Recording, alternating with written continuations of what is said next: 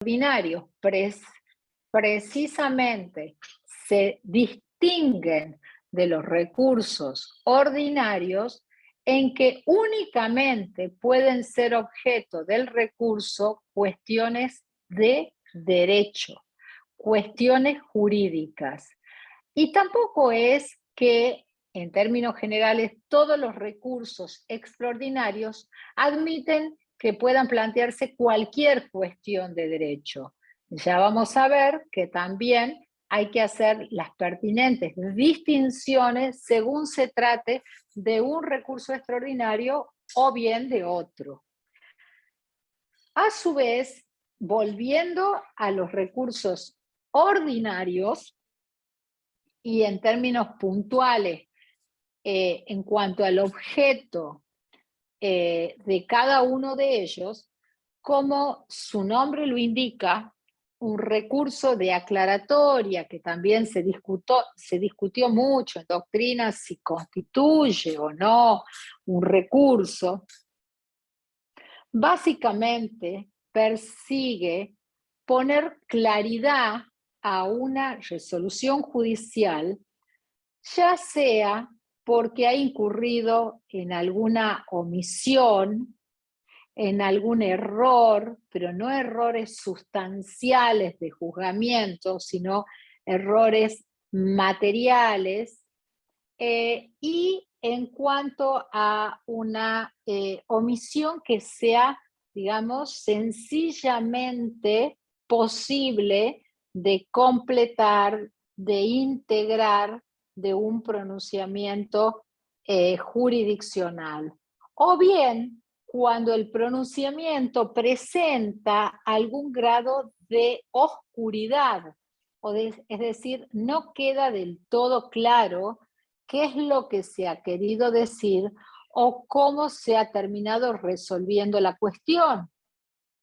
Son tres posibilidades que dan lugar a el planteo de aclaratoria, pedido de aclaratoria o recurso de aclaratoria, que tiene un trámite previsto en la ley que ustedes deben de manejar, el plazo de interposición, cómo se tramita el recurso, cómo se resuelve el recurso y, por supuesto, las posibilidades de decisión serán o aclarar o no aclarar, o suplir una omisión cuando así se lo verifica, o corregir un error material.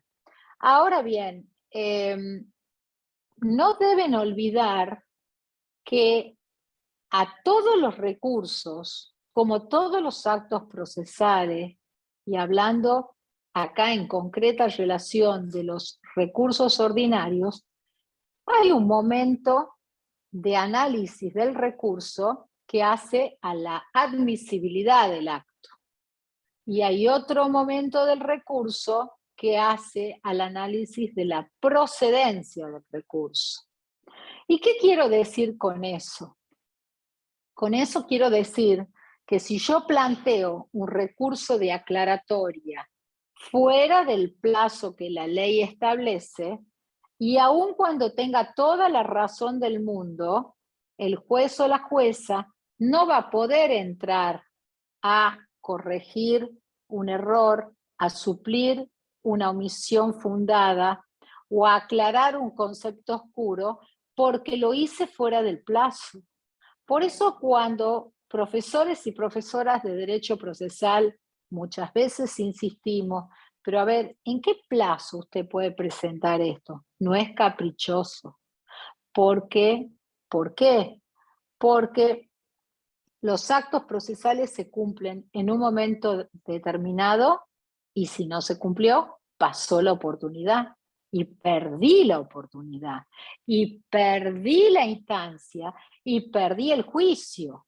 Entonces, no es igual hoy a las 9 de la mañana que hoy a las 10:40 de la mañana o a las 10:05. Se venció el plazo y el juez o jueza dirá, este recurso de aclaratoria es inadmisible por extemporáneo y tendrá toda la razón del mundo, pero lo siento mucho. Es así. Los plazos son perentorios. No hay modo de modificarlo. Entonces, esto en relación a un recurso de aclaratoria. Un recurso de revocatoria, a diferencia del de aclaratoria, tendrá por objeto, y es también un recurso ordinario, tendrá por objeto que se deje sin efecto, que se resuelva, que se revoque por contrario imperio una decisión dictada por los jueces que han intervenido en la causa. Juez, jueza, tribunal que hubiera intervenido en una causa. ¿Y por qué digo esto? Porque tanto la aclaratoria como la revocatoria, en los plazos que cada uno la ley le fija, tanto el ordenamiento procesal de la provincia como el ordenamiento procesal de la nación, en su caso, que cada uno de ustedes debe de conocer, en uno y en otro caso, podrán ser objeto de este recurso ordinario todo tipo de resoluciones judiciales. Eso quiere decir una providencia simple, que también cada uno de ustedes ya sabe de lo que se trata, podrá ser una sentencia interlocutoria, podrá ser objeto de esta resolución, de este recurso de aclaratoria en todos los casos, y también el recurso de apelación podrá ser objeto, y también una sentencia dictada por una Cámara de Apelaciones o bien incluso, por supuesto, por la Corte Suprema, puede ser objeto de un recurso de aclaratoria, ¿sí? Y en relación al recurso de revocatoria, puede ser una providencia simple, siempre que ahí hay que distinguir cuando causa un gravamen irreparable de cuando no lo causa, y cuáles son las que son objeto del recurso de revocatoria, que son precisamente las providencias simples, y lo que tienen que tener en cuenta es que pueden ser objeto de este recurso tanto las resoluciones de jueces de primera instancia, ¿no? O sea, providencia simple de jueces de primera instancia, como de tribunales colegiados. O sea, puede ser objeto la resolución de presidencia de una Cámara de Apelaciones, como también de la Corte Suprema. Y en el primer caso, si es una revocatoria contra una resolución, la providencia simple dictada por los jueces inferiores o juezas de primera instancia, la resuelve el mismo juez o la misma jueza que ha dictado la resolución. Si se trata de providencias simples de órganos colegiados dictadas por el presidente del tribunal, lo resuelve el tribunal al recurso de revocatoria. ¿Sí? Esto es muy importante porque son todos los detalles que ustedes deben de manejar para que cumpla con esa primera etapa de la admisibilidad, tipo de recursos según el tipo de resolución judicial y objeto de mi planteo. Y de quién proviene la resolución impugnada. Aspectos a considerar en todos los casos para hacer un adecuado y correcto planteo recursivo ordinario. Bien, el recurso de apelación es una tercera opción de recurso ordinario. ¿Y por qué recurso ordinario? Porque el recurso de apelación tiene por objeto y nos permite a las partes hacer planteos vinculados tanto a la interpretación de los hechos como a la aplicación del derecho, y cualquier tipo de derecho. O sea, normas de derecho procesal, normas de derecho de fondo, según se trate, normas de derecho público, normas de derecho privado. Es un recurso muy amplio, el recurso de apelación. ¿Y quién dicta la sentencia impugnada? El juez o la jueza de la primera instancia. Y ustedes van a ver que van a encontrar dos tipos centrales de recursos de apelación. El recurso puede ser concedido libremente o en relación, y eso se vincula al tipo de resolución que se impugna y a su vez tiene un trámite diferenciado, si es libre o en relación. También deben de analizar y conocer los efectos, puede ser con efecto inmediato, con efecto diferido. También la ley establece en qué casos tiene un efecto diferido, o sea, que la sustanciación y la decisión del proceso se difiere para el dictado de la sentencia definitiva. Y también tienen que analizar los efectos, si va a ser con efecto suspensivo o devolutivo. Eso quiere decir que dictada la sentencia de primera instancia, se ejecuta mientras estamos transitando el recurso, o no se puede ejecutar y se suspenden los efectos de la sentencia hasta tanto se resuelva el recurso. Acá también hay reglas establecidas en la ley procesal que ustedes van a ver con detalle en las clases de comisión, pero que ustedes las pueden ir perfectamente identificando de las leyes procesales que tienen que estudiar, que es el Código de la Provincia, el Código Nacional, y de la bibliografía de derecho procesal recomendada, más, por supuesto, el trabajo de cátedra que tiene analizada todas y cada una de las bolillas que integran la asignatura. De modo que, hablando del recurso de apelación, ustedes van a encontrar dos tipos de trámites: si es concedido libremente, si es concedido en relación, si uno admite una amplitud probatoria mayor que el otro, si es concedido, les decía, con efecto suspensivo o devolutivo, y si tiene efecto inmediato o efecto diferido. Esos aspectos los tienen que distinguir perfectamente, y vale la pena que tengan en cuenta, cuando decíamos siempre que el proceso es una unidad que se va construyendo entre los escritos o las presentaciones o alegaciones de demanda y contestación. Ahí es donde las partes se expresan, hablan. Luego, lo fundamental de la etapa probatoria, que ya han estudiado, donde se ofrece y se produce todos los medios de prueba, y esto luego de una etapa de alegatos y de un informe del secretario o secretaria del juzgado, concluye con el dictado de la sentencia. Es que es una unidad todo el proceso, y esa sentencia lo que va a hacer es básicamente ceñirse a los dichos de las partes, a los hechos invocados en los escritos de demanda y contestación, a las pruebas ofrecidas y producidas en tiempo oportuno.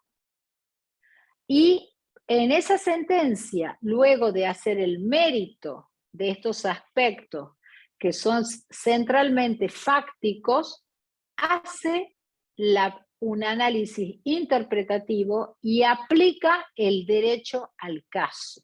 Bien, entonces, eso significa que esa sentencia tiene fundamentos fácticos y jurídicos, y lo que el recurso de apelación puede hacer es atacar tanto la interpretación de los hechos como la aplicación del derecho. Ambos aspectos, la determinación de los hechos, que para el juez ha quedado de una determinada manera, para la jueza ha quedado de determinada manera, y la interpretación de las normas de derecho y su aplicación al caso que han hecho juez o jueza de primera instancia, pueden ser revisados a través del recurso de apelación, que es, reitero, un recurso ordinario. Bien, dicho esto, vamos a hacer la gran distinción con los recursos extraordinarios. Entonces, de modo así como se los estoy planteando, conceptualmente hablando, para que no se compliquen, no se enrieden, sin perjuicio de que no estoy diciendo que no tengan que analizar las normas de trámite y los plazos en que se presenta y las formas que hay que cumplir. Pero sobre esta base es muy fácil estudiar los otros aspectos, cuando uno entiende la esencia de los actos procesales. Los recursos extraordinarios, les decía hace un momento, que básicamente ¿a dónde apuntan? Apuntan a revisar cuestiones de derecho. Cuestiones de derecho que en algún recurso pueden ser cualquier cuestión de derecho. Y en otros recursos extraordinarios son cuestiones específicas de derecho, no cualquier cuestión de derecho. Entonces, ustedes van a encontrar en materia de recursos extraordinarios, por un lado, recurso extraordinario provincial, que es el recurso de casación. ¿Y por qué es provincial? Porque contra las sentencias definitivas, ojo, o equiparable a definitivas, ojo, o en el excepcional supuesto de gravedad institucional, ojo, es que se puede interponer un recurso extraordinario de casación contra una sentencia de cualquiera de estas situaciones, sentencia definitiva, equiparable a definitiva, o excepcionalmente cuando hay gravedad institucional, que proviene de cualquiera de las cámaras de apelaciones de la provincia. Contra esa sentencia se puede plantear recurso extraordinario de casación. El recurso extraordinario de casación tiene requisitos de admisibilidad y tiene requisitos o supuestos de procedencia. Los requisitos de admisibilidad será su planteo en el plazo que establece la ley, que la sentencia sea definitiva, y definitiva dice el código que es la sentencia que pone fin al pleito, que resuelve la cuestión de fondo. Ahora, puede ser también una sentencia equiparable a definitiva porque no resuelve el fondo, pero pone fin al pleito, como la sentencia de caducidad de instancia, como la sentencia que tiene por desistido al proceso. Y excepcionalmente puede no tratarse ni de una ni de otro caso, pero el caso, por el tipo de cuestión que trata, trasciende el interés de las partes, se proyecta en la comunidad y por lo tanto tiene o presenta gravedad institucional. Y el tribunal, el juez, puede entrar a conocer, los jueces del recurso pueden entrar a conocer del recurso. La cuestión planteada tiene que ser de derecho, tiene que ser suficiente el recurso. O sea, el planteo debe ser efectuado haciéndose cargo de todos y cada uno de los argumentos de la sentencia de Cámara. Si dejamos vivo argumentos de la sentencia de Cámara y nos abocamos solo a un aspecto, pero esos argumentos sostienen el fallo, el recurso es insuficiente. El recurso debe decir cuál es la norma que se presume que se ha vulnerado cuál es la que debe de aplicarse o cómo debe de interpretarse. Y por último, también va a... Un momentito que está entrando acá una llamada y me... Y por último, tiene que hacerse cargo, tiene que ser... solo un minutito. Y por último, debe enunciar la doctrina legal que considera que es aplicable al caso. Es decir, la suficiencia del recurso significa hacerse cargo de todos y cada uno de los argumentos de la sentencia. Punto 1. En segundo lugar, debe de hacer una relación completa de los puntos fundamentales de la sentencia y del recurso. Tercero, debe de decir cuál es la norma que ha sido infringida. Luego, cómo debe de aplicarse o interpretarse. Y por último, enunciar la doctrina legal que se considera aplicable al caso. ¿A dónde se interpone el recurso de casación? Se lo interpone ante el mismo tribunal que dictó la sentencia. ¿Y qué hace ese tribunal? Ese tribunal lo único que puede hacer es analizar los requisitos de admisibilidad, plazo de interposición, suficiencia del recurso, definitividad de la sentencia, objeto de la impugnación, y si lo considera que están cumplidos, lo concede, y si no, no lo concede, lo deniega. Si lo concede, lo eleva al tribunal del recurso. El dueño del recurso o la dueña del recurso es la Corte Suprema de Justicia de la provincia. ¿La Corte qué va a hacer? Primero, revisa los requisitos de admisibilidad. No está obligada por el juicio de admisibilidad de la Cámara. Lo revisa. Si está de acuerdo y dice es admisible, pasa a la procedencia. ¿Qué quiere decir eso? Se fija si son atendibles los argumentos del recurrente. Y en su caso, hace lugar o no hace lugar al recurso de casación. Si la Cámara de Apelaciones deniega un recurso, la parte tiene la posibilidad de ir en queja ante la Corte Suprema, que es una vía directa, para cuestionar la denegación del recurso de casación. La Corte puede abrir la queja, puede denegar la queja. ¿Cuándo la abre y cuándo la cierra? ¿Qué revisa en la queja? En la queja lo que hace la Corte es revisar los requisitos de admisibilidad. Y si los tiene por cumplidos, hace lugar a la queja. Si no los tiene por cumplido, no hace lugar a la queja. Y si hace lugar a la queja, entra a analizar la procedencia del recurso de casación. O sea, si es fundado o no, si tiene razón o no el recurrente o la recurrente en su recurso de casación. Si la Corte considera que tiene razón, hace lugar al recurso, declara que ha sido mal aplicado o mal interpretada una norma de derecho, dice cómo debe de aplicarse y dicta una sentencia en sustitución de la que dictó la Cámara.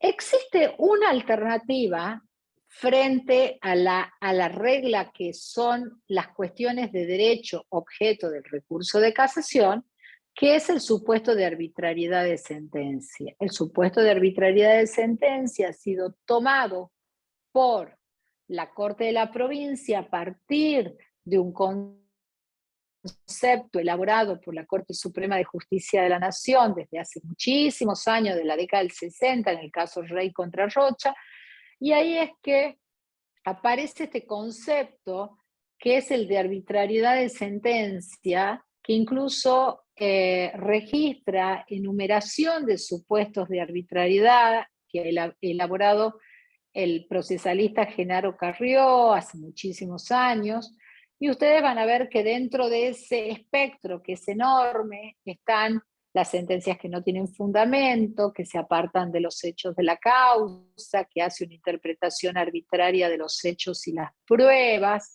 que es incongruente, que es incoherente, que es contradictoria. Es decir, hay una enormidad de situaciones que pueden dar lugar a una sentencia arbitraria, y esto también se ha constituido en motivo de casación porque precisamente de lo que se trata es de una vulneración de una garantía constitucional, ni más ni menos, la que vengo insistiendo desde el primer día, que es el debido proceso legal, la garantía del artículo 18 de la Constitución. Entonces, sí se incorpora como motivo de casación la arbitrariedad de sentencia.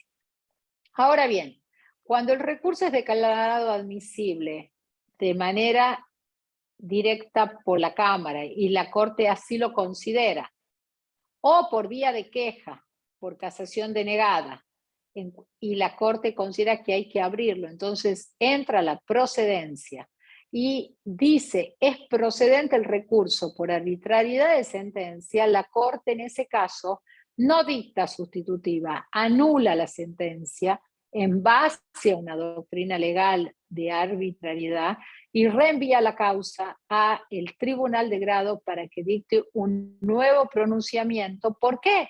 Porque los tribunales de grado son los jueces de los hechos de la causa y de la prueba de la causa. Entonces hacen un nuevo análisis de hechos y de prueba y dictan un nuevo pronunciamiento. Esto es muy importante.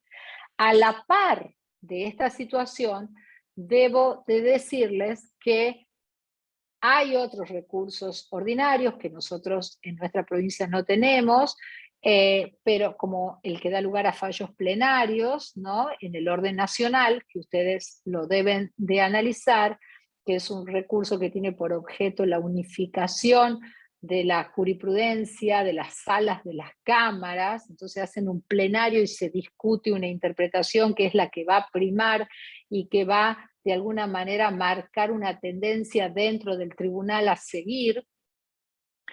Pero lo importante es que ustedes entren de lleno y a estudiar en profundo el recurso extraordinario federal. El recurso extraordinario federal, que como todos ustedes saben, en nuestro sistema de control de constitucionalidad, la última palabra en materia de constitucionalidad la tiene la Corte Suprema de Justicia de la Nación. Entonces, existe un mecanismo para llegar a la Corte Nacional, que es el recurso extraordinario federal. ¿Y dónde está previsto? Bueno, el mecanismo surge dentro de las competencias de la Corte Suprema que están en los artículos pertinentes de la Constitución Nacional, en la Ley 48, el artículo 14 fundamentalmente de la Ley 48, el Código Procesal Civil y Comercial de la Nación, más allá de la Ley 4055 y otras leyes de organización de la justicia federal. Pero aquí, ¿qué es lo importante? O es todo importante, pero quiero decirles, van a tener requisitos de admisibilidad, requisitos de procedencia. La admisibilidad refiere al plazo de interposición ante quien se interpone, y ahí van a distinguir, porque puede provenir de sentencias de corte de provincia o de cámaras de apelaciones federales. Es el superior tribunal de la causa. Si estás en el orden provincial, será la Corte Provincial. Si es en el orden federal, serán las cámaras de apelaciones federales.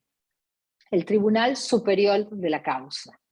Es muy importante que la sentencia sea definitiva o equiparable a definitiva o eventualmente presente gravedad institucional, criterio que ha sido acuñado en el caso Jorge Antonio hace muchísimos años por la Corte Suprema de Justicia de la Nación, y que es un poco los términos en los que yo les he descrito la gravedad institucional para la casación. La cuestión federal, que son 3 supuestos que cada uno de ustedes, alumnas y alumnas, deben conocer. Son los 3 supuestos previstos en el artículo 14 de la Ley 48, cuando hay cuestión federal. Eso es fundamental a que ustedes lo tengan en cuenta. ¿Por qué? Porque el que hace el primer análisis de admisibilidad, ¿quién es?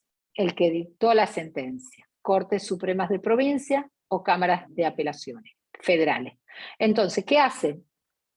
Se fijan el plazo de interposición, si proviene del superior tribunal de la causa, se fijan básicamente en si hay cuestión federal, si la cuestión federal fue presentada oportunamente, o sea, en la primera oportunidad.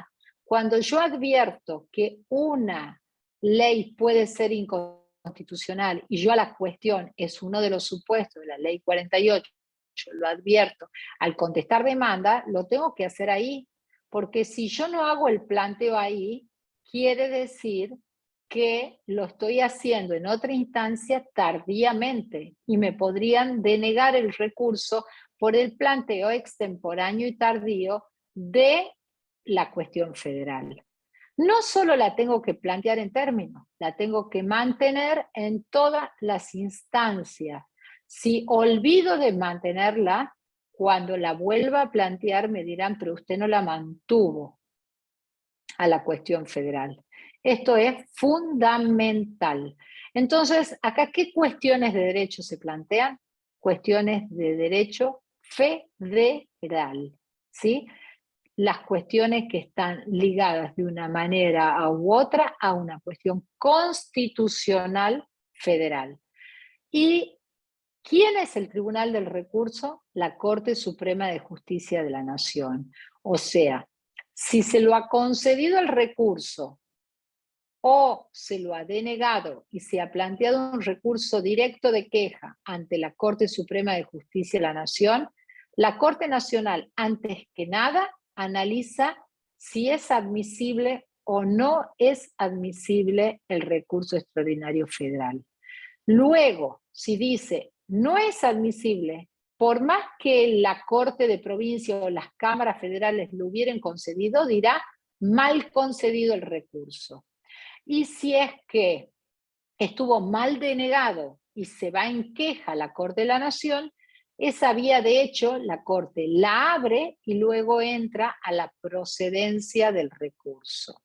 Acá hay que tener en cuenta que hay un recurso, no un recurso, un instrumento, un mecanismo, el del artículo 280 del Código Procesal Civil y Comercial de la Nación, que ustedes deben de analizar y que es importante tener en cuenta porque es lo que ha dado lugar a lo que se llama cerciorari negativo. O sea, llega el recurso a la Corte y si la Corte considera que no se cumple alguno de los requisitos de admisibilidad, lo declara inadmisible sin tener que explicar los fundamentos de esa denegación. Eso es lo que se ha dado a llamar el cerciorari negativo, que viene siendo un tema de mucha discusión y fuertes cuestionamientos en orden a este procedimiento, el del cerciorari negativo.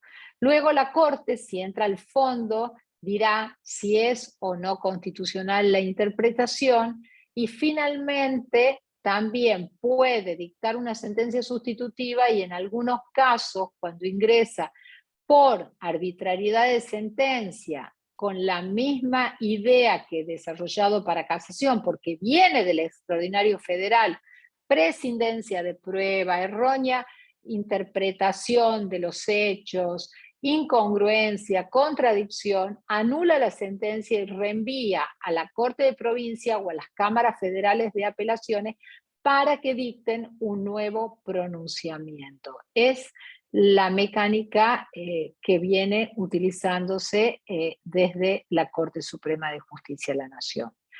Yo no quiero abrumarlos con detalles o con muchos detalles, pero es importante que ustedes tengan este claro pantallazo conceptual de lo que son recursos ordinarios y recursos extraordinarios para entrar a analizar o a estudiar o a leer en la bibliografía específica y sobre todo en los ordenamientos procesales y leyes que deben de leer, y entender la esencia de cada uno de estos institutos.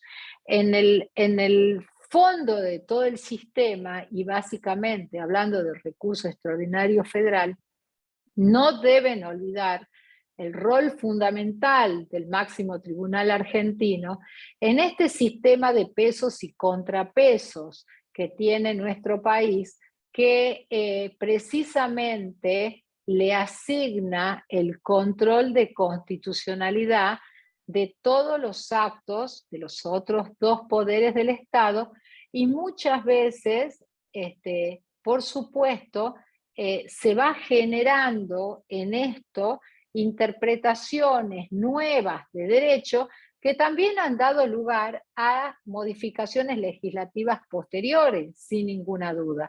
Por eso es muy importante entender que la función de ejercitar y transitar por las reglas adecuadas de cada uno de los recursos, nos permitiría, en la eventualidad del planteo de una cuestión constitucional, llegar al máximo tribunal de nuestro país y obtener una revisión de alguna cuestión esencialmente constitucional.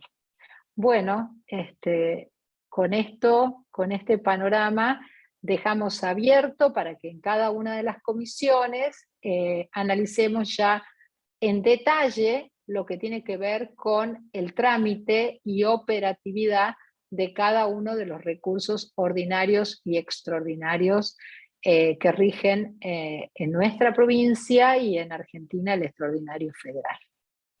Y en la próxima clase magistral vamos a hacer un análisis de institutos constitucionales de las dos bolillas que son las que hay que abordar ahora, que tendrán que ver con el amparo, con el habeas data, con otras cuestiones que tienen una raíz esencialmente constitucional, pero que no son recursos, y por eso no quiero hoy avanzar en esos temas. Bueno, muchísimas gracias a mis, de nuevo, queridos docentes, aquí a nuestro gran colaborador